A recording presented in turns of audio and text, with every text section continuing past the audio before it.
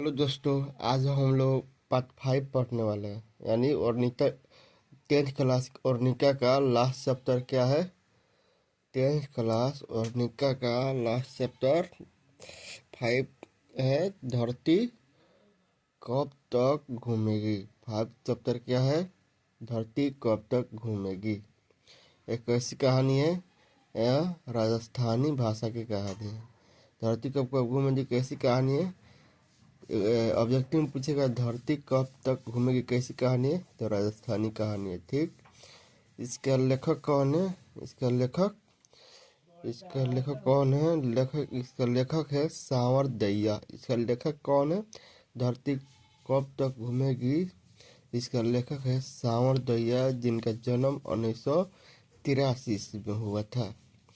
इसके हिंदी में अनुवाद सांवर दैया किए हैं। हिंदी में अनुवाद किसने किया है, सांवर दैया किए हैं। धरती तब को घूमेगी राजस्थानी भाषा की कहानी है। इसका लेखक सांवर दैया ने किया, जिसका जन्म 1983 ईस्वी में हुआ था। हिंदी में अनुवाद सांवर दैया ने किया था। आइए चित्र के माध्यम से समझते हैं कि कैसी कहानी है। एक थी सीता, एक बूढ़ी औरत थी जिसका नाम सीता था। इसके 3 लड़के थे, जिसके बड़े लड़के के नाम कैलाश माझिल कहते हैं, माझिल लड़के का नाम नारायण, और सबसे छोटे लड़के का नाम बिरजू। पूछता है ऑब्जेक्टिव, सीता के कुल कितने लड़के थे, तो सीता के कुल 3 लड़के थे। सीता के कुल 3 लड़के थे। पूछता है बड़े बेटे का नाम क्या है, बड़े बेटे का नाम कैलाश है। बड़े बेटे का नाम कैलाश है। छोटे बेटे का नाम क्या है, तो बिरजू है या बिरजू लिखता है। ठीक, अब माझिल बेटे का नाम क्या है, नारायण है, नारायण है।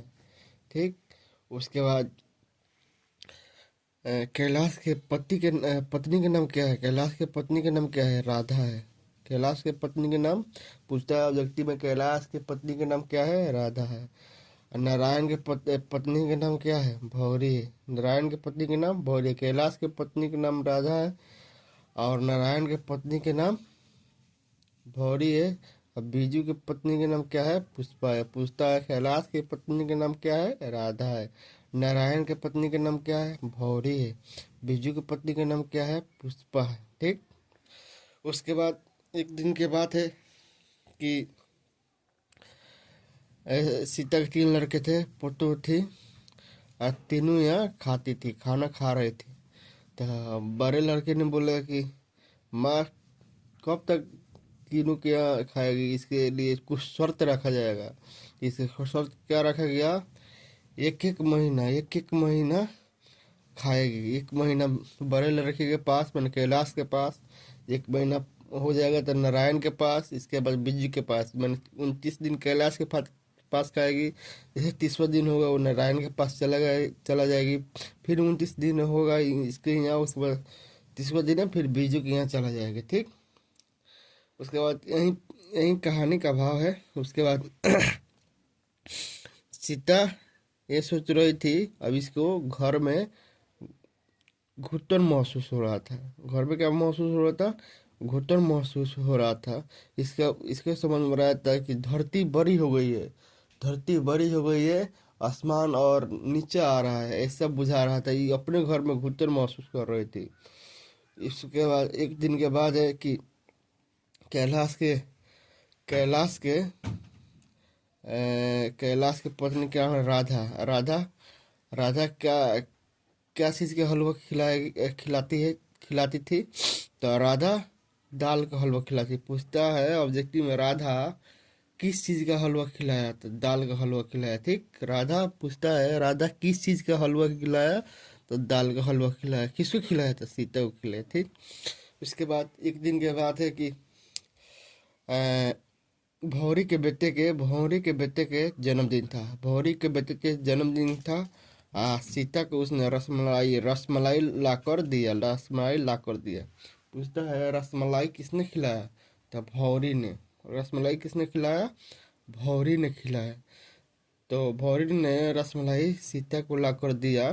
तो उस समय 1 महीना जो बांटा गया था उसमें, उस समय राधा का घर थी सीता। तो रसमलाई ला कर जब सीता को दिया, तो राधा ने देख ली। बोल रही है राधा भौरी से, अभी तो माँ मेरे यहाँ अभी 1 महीना भी नहीं हुआ, तुम रसमलाई ला कर दी। तो उन लोगों में बोलाचारी हो गया। उसके बाद सीता जैसे रसमलाई 1 चम्मच खा रही थी, उसके बाद उसको हाथ में से भौरी ने छीन के चला गया। बताइए कैसा कहानी है। अपने घर में घुटन महसूस हो रहा है। राधा बोल रही है कि चाय भी नहीं पिलाया जाएगा, जिसके पास में जिसके यहाँ माँ जाएगी उसके यहाँ सब काम होगा, चाय या पानी नहीं भी दिया जाएगा। तो राधा ने बोली अपने पति से, कैलाश से बोली, सुनिए जी, अरे माँ जी है न, उस घर की बात उस घर में, उस घर की बात उस घर में कर रही है, झगड़ा फंसा रही है, इसको एक और नया जुगाड़ बनाइए। तो कैलाश ने बोला, नारायण बिजू से, इधर आओ इधर आओ, माँ के लिए एक नया योजना बनाया जाएगा। तो बेटे ने प्रत्येक महीना 50-50 रुपया का देने का वादा किया था। कितना रुपया हुआ? 50-50, 100 या 50, 150। तीनों बेटे ने 150 रुपया महीना में देने का वादा किया था। पूछता है ऑब्जेक्टिव में, बेटे ने कितने रुपए प्रति महीना देने का वादा किया था? 50-50 रुपया देने का वादा किया था। उसके बाद सीता जब टहलने गई, तो बच्चे जब खेलते हैं, तो सीता जब टहलने गई तब बच्चे ने, आप लोग खेले होंगे कि आँख में पट्टी बांध के पीछे से कोई मारा जाता है तो पकड़ता है, जिसके नाम बता देता है वही चोर हो जाता है। उसी तरह से कहानी था, मैंने ये दूसरा कहानी था। बच्चे को आँख पर पट्टी बांध दिया गया। अब बच्चों ने एक बर्तन लेके, और चार और बच्चे थे, वो बोल रहा, जो आँख पर पट्टी बना गया है उस बोल रहा था कि रोटी दे दे। तो वो लड़का बोल रहा था मेरे पास नहीं, आगे जाओ। वो उसके बाद दूसरा लड़का बोल रहा मेरे पास आगे जाओ। तो सीता ने ये सोचा कि मेरी दशा ऐसा ही हो गई है कि को कैलाश किए खाओ, को नारायण किए खाओ, और को बीजू किए खाओ।